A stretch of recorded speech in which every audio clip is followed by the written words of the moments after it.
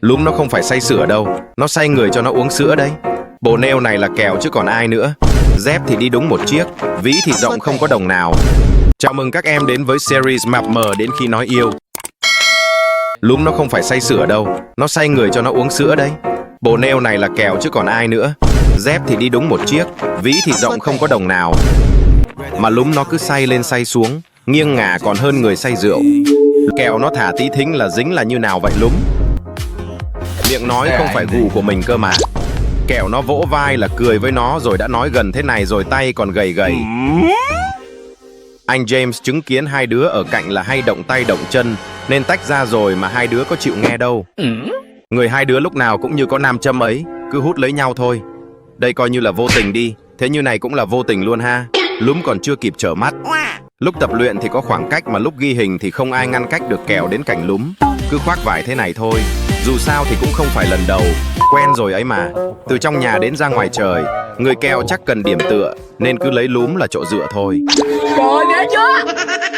Lúm nó vuốt ve vài cái kẹo nó rung động sao ấy. Chắc nghĩ làm ngược lại thì lúm cũng rung động như mình nên dùng nam nhân kể quyến rũ đối thủ làm lúm hoang mang trước khi chơi. Anh không biết lúm hoang mang không, nhưng anh thấy kẹo hơi quá rồi đấy. Gì mà kéo muốn lệch cái áo thế kia. Không sợ lúm nó đấm cho à? Bao nhiêu lần rồi không bỏ được cái thói trêu bạn. Chắc kẹo nó nghĩ lúm nó nho nhỏ vừa vòng tay thế này chắc không làm gì được, mà còn đẩy nhẹ một cái là ngã rồi nữa. Nghĩ như thế có ngày thiếu răng lại không biết tại sao. Sang Pháp lúm nó đá luôn tháp Eiffel mà. Kẹo thì nó nuốt tháp Eiffel chứ làm gì có dây kim tuyến từ miệng lúm mà ngầm. Chưa gặp cái trường hợp nào mà nó như thế này. Cũng không thể nuốt lúm ở nơi công cộng được. Sang Pháp sợ người chạy mất hay sao mà giữ kỹ thế không biết. Tưởng đâu cặp đôi đi du lịch. Lúm nó đã chạm vào rồi mà kẹo còn đâm phải. Như thế mà đổ lúm vẫn cứ đưa cho kẹo cầm họ thôi. Từ túi giữ nhiệt đến cả điện thoại cũng yên tâm đưa kẹo. Miệng nói thích anh hún mà anh hún đẩy kẹo thì lúm đẩy hún. Hai đứa giờ còn luyện được skill thần giao cách cảm giao tiếp bằng mắt nửa cơ đấy. Như này có nói xấu người khác chắc không ai biết đâu. Thân nhau mà nên có bổ màu hồng chia đôi lúm mặc cái áo cho kẹo mặc cái quần cho công bằng. Tiếp xúc cơ thể nhiều quen tay là có thật nha. Đấy cái tay đặt ở đâu đấy lúm? Hai đứa nhìn thế mà đứa thì thích ăn dâu tây, đứa thì thích ăn bánh mì Pháp với một dâu tây. Nên có dâu tây là tranh nhau ăn thế này đây. Lúc nào cũng sát bên nhau chắc tại sổ có đồ ăn ngon không chia cho chứ không phải yêu nhau đâu. Lúc lúm nó nhảy lên chỗ này, biết lúm nó không chạy đi đâu được nên không thấy kẹo đâu. Đây để hún cho mọi người xem hai đứa này dưới góc nhìn của hún. Hún tạo điều kiện hết sức rồi đấy. Hún là hún nhìn thấu hồng trần lâu rồi, ôm ba người rồi kẹo nó tách ra ôm lệ vậy đó. Thôi hay hún ngồi gần vào đi. Cứ thế này sức nặng kẹo dồn hết lên người lúm đấy. Mà chắc lúm không sao đâu. Ăn cái bánh mì bé thì không nói làm gì, chứ cái lớn như thế này mà vẫn ăn cùng một vị trí là như nào kẹo. Cũng không ngạc nhiên tại kẹo với lúm ăn chung với nhau như cơm bữa mà. Có khi bữa nào cũng ăn chung. Thói quen đầy bón lúm xong là đôi đũa bay ngay vào miệng mình. Lấy đồ ăn của Tin thì khó với mãi không được. Bớt ảo tưởng đi mà. Chứ quay sang kẹo là kẹo đổi luôn. Không biết đồ ăn của lúm có ngon hơn bình thường không mà kẹo cứ xin thôi. Kẹo nó biết là xin kiểu gì lúm cũng cho. Mà trước khi cho kiểu gì lúm cũng ăn trước rồi mới cho kẹo. Kẹo nó sướng chứ nó không có khổ đâu. Món lúm thấy ngon thì xin nửa ngày lúm không cho. 오늘 주위는 좀 아까워서. 네, 가방에 다시 넣어.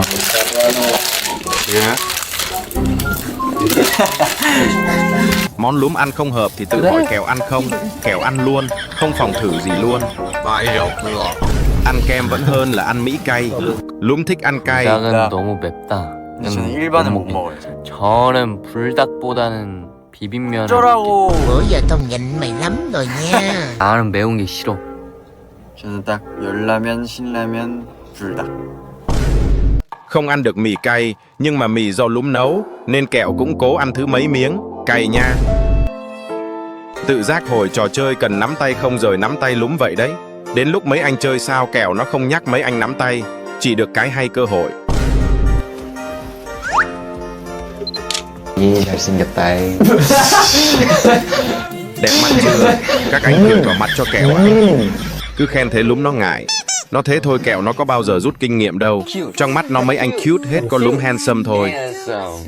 Trời ghê chưa? Ghê chưa? Mọi người nói kẹo kén ăn nhất nhóm. Sushi. No. How about pizza? How about taco? No. Mà anh thấy Lúm ăn cái gì kẹo nó cũng ăn. Chắc ăn vào cho đẹp trai giống Lúm đấy. Cái ví có thể hơi hạn hẹp, nhưng vòng tay ôm Lúm thì bao la. Đến cái ghế Lúm ngồi cũng không thà. Có chiếm hữu đâu, cơ mật thi thoảng hơi giãn thôi.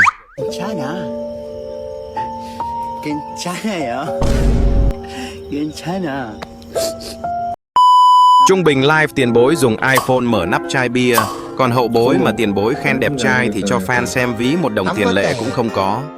Kẹo nó không có tiền mặt thôi. Anh thấy ví kẹo có bao giờ có tiền mặt đâu, nhưng có thể đấy. Mà không có tiền thì sau này kẹo sẽ nấu cơm, dọn dẹp nhà cửa nhé. Kẹo giỏi mấy việc này lắm. Cho Lúm đi kiếm tiền nuôi kẹo. Tiền bối chỗ ngồi trên lưng, còn hậu bối muốn chỗ ngồi lên đầu lên cổ luôn rồi. Tình hình này kèo sau này chắc không giấu được khoản quy đen nào đâu các em. Có giấu được đâu. Viết nhật ký cá nhân mà nội dung Lúm biết hết. 오늘 마틴 형이 뭐라고 했다. 오늘은 스케줄이 빡셌다. 근데 재밌었다. 내일은 더 잘 살아보자. Biết tương lai không có quy đến, nên học cất quan trước, tiết kiệm được tiền mua mới. Anh thấy viễn cảnh tương lai hai đứa ngày cãi nhau 8 hiệp rồi đấy. 한마디로 잘랐다고요. 잘라. 여름이니까.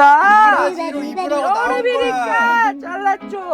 바지는 긴 바지로 입으라고 나온 여름이니까 거야. 잘랐죠. Kèo nó có bao giờ win đâu. Đa phần toàn môi xinh miếng chặt. 불닭보다는 비빔면. 어쩌라고. Đông Phương người ta nhìn người môi á. Sang Pháp mua đồ đôi phải flex cho mọi người thấy nha. Nói mua cùng một chỗ đấy.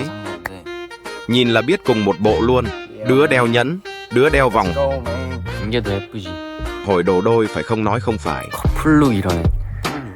뭐가 Ngày xưa miệng nói suốt ngày cãi nhau. Bây giờ cũng là kẹo khi ai bảo đừng cãi nhau. 서로 싸우지 마세요. 싸우는 게 아니에요. 싸운 적 있나 우리가? 싸운 적이 없어요.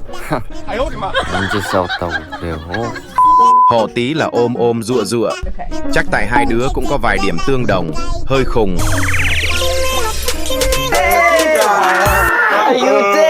À không, là cùng biết làm nũng.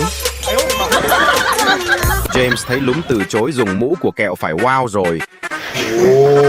아 원래 개인 비니가 있는 거야? Nhưng thằng kẹo vẫn không sao. Lúm không đổi kẹo cũng không đổi.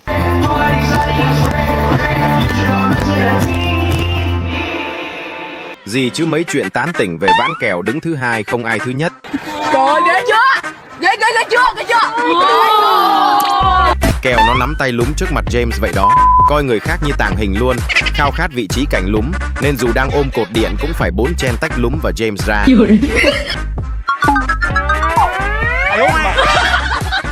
Nhưng vẫn còn tin các em ạ. Còn tin là kẹo tấm xếp vị trí thấp hơn. Lần trước Lúm cho tin trước chắc kẹo rồi hơi lâu.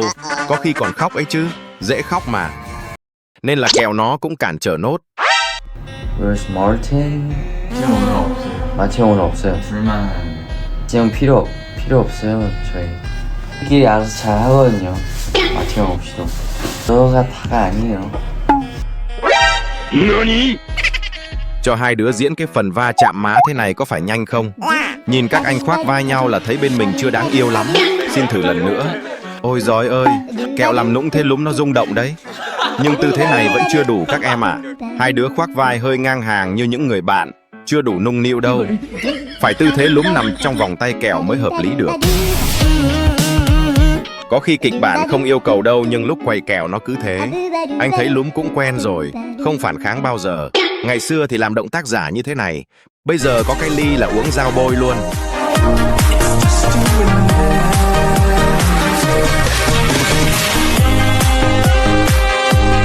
Hỏi làm thực tập sinh Lúm để màu tóc đỏ rực rỡ thế này, bảo sao kẹo nó cứ nói. Chắc ấn tượng sâu sắc lắm. Lúc thì chê cậu chọn nhạc không hợp gì để người dối bỏ đi. Đến lúc hỏi tin tưởng ai chọn nhạc thì hợp ý nhau lắm. Mặt đã giống nhau rồi lại còn thích bắt chước tung tí một. 맞아요. 아무나 못해 그거. 아무나 못해 그거. Trời trời, nó làm cái gì trời? 아, 이따 먹을 거예요. 이따 먹을 거예요. Làm gì nhìn khó coi quá vậy? Ai làm gì đâu, đã làm gì đâu. Đã chạm vào đâu. Kẹo đêm ngủ thì bị bóng đè, còn lúc không ngủ thì bị Lúm nó lấy chân đè. Lúm nó phong ấn kẹo tại chỗ luôn.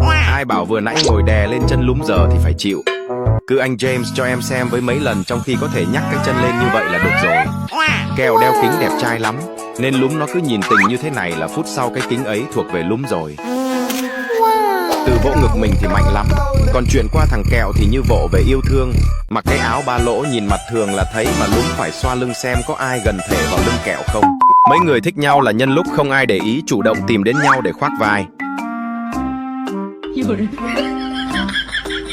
Trong nhóm mà không có tiếng nói đối với các anh thì cứ tên thằng Kẹo mà gọi. Thương Kẹo lắm, nướng thịt cho Kẹo ăn. Ngoài trời rét thì nhường áo cho Kẹo. Còn trong phòng kín không gió thì lấy áo Kẹo mặc. Để Kẹo tự bảo vệ được bản thân, Lúm ngày nào cũng tập với Kẹo mấy thể võ phòng thân. Vì Lúm nhiều tiền và nhiều thế, nên lúc nào thế của Kẹo không dùng được thì đã có thể của Lúm. Ngoan thì cái gì của Lúm cũng được giữ, kể cả đôi giày, còn không thì ăn đá. Được cái Lúm chọn đúng người tốt là Kẹo. Đến cả khuyên tai Gucci mà người ta hỏi xin cũng cho bonus thêm cả nhẫn. Nên có giận nhau Kẹo nó cứ sát vào người Lúm nhiều là lại hòa thuận thôi. Khuôn mặt Kẹo núng nính trắng xinh xinh, còn thân hình thì rất vừa để Lúm tựa. Lúm lúc thì nó cõng được cả Tin, lúc cõng được cả Kẹo chạy tung tăng. Mà lúc thì như người không xương ấy, phải lấy Kẹo làm cho dụa. Muốn bể thằng Kẹo theo kiểu công chúa mà bắt thành, nên chạy qua cho anh Tin để anh Tin bể. Cho thằng Kẹo thấy được bể thích lắm. Kẹo thông minh nó cũng hiểu ý, nên thay vì nó cho Lúm bể thì nó đòi anh Tin bế. Tin là Tin quá quen canh này rồi. 파란 그랬어? 진짜 잘했어? 많이 잘했어?